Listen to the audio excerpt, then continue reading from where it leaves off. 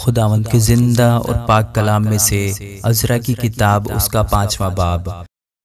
फिर नबी यानी हज्जी नबी और ज़करिया बिन इद्दू उन यहूदियों के सामने जो यहूदा और यरूशलेम में थे नबुवत करने लगे। उन्होंने इसराइल के खुदा के नाम से उनके सामने नबुवत की। तब ज़रुब्बाबिल बिन शालतिएल और यशवा बिन योसदक उठे और खुदा के घर को जो यरूशलेम में है बनाने लगे, और खुदा के वो नबी उनके साथ होकर उनकी मदद करते थे। उन्हीं दिनों दरिया पार का हाकिम ततनी और शतरबुज़नी और उनके साथ ही उनके पास आकर उनसे कहने लगे कि किसके फरमान से तुम इस घर को बनाते और इस फसील को तमाम करते हो। तब हमने उनसे इस तरह कहा कि उन लोगों के क्या नाम हैं जो इस इमारत को बना रहे हैं। पर यहूदियों के बुजुर्गों पर उनके खुदा की नज़र थी, सो उन्होंने उनको ना रोका जब तक वो मामला दारा तक ना पहुंचा। फिर इसके बारे में ख़त के ज़रिए से जवाब न आया। उस ख़त की नकल जो दरिया पार के हाकिम नतनी एल और शरबूसनी और उसके अफारसकी रफ़ीकों ने जो दरिया पार थे दारा बादशाह को भेजा। उन्होंने उसके पास एक ख़त भेजा जिसमें यूँ लिखा था, दारा बादशाह की हर तरह सलामती हो। बादशाह को मालूम हो कि हम यहूदा के सूबा में खुदाए ताला के घर को गए। वो बड़े बड़े पत्थरों से बन रहा है और दीवारों पर कड़ियाँ धरी जा रही हैं और काम खूब कोशिश से हो रहा है और उनके हाथों में तरक्की पा रहा है।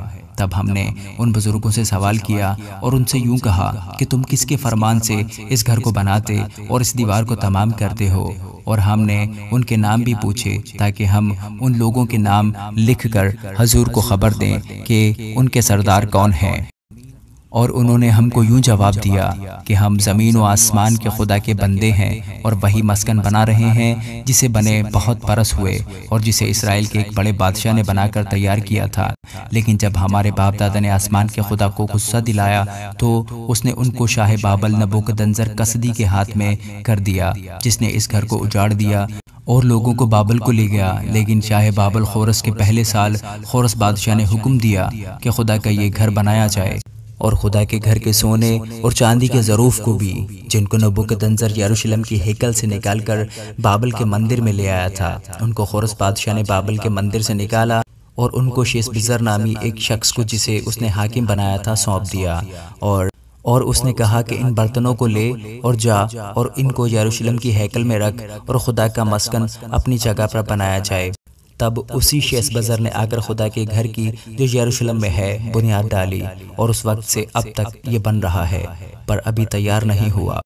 सो अब अगर बादशाह मुनासिब जाने तो बादशाह के दौलत खाना में जो बाबल में है तफ्तीश की जाए कि खोरस बादशाह ने खुदा के इस घर को यरूशलेम में बनाने का हुक्म दिया था या नहीं, और इस मामला में बादशाह अपनी मर्जी हम पर जाहिर करे। आमीन।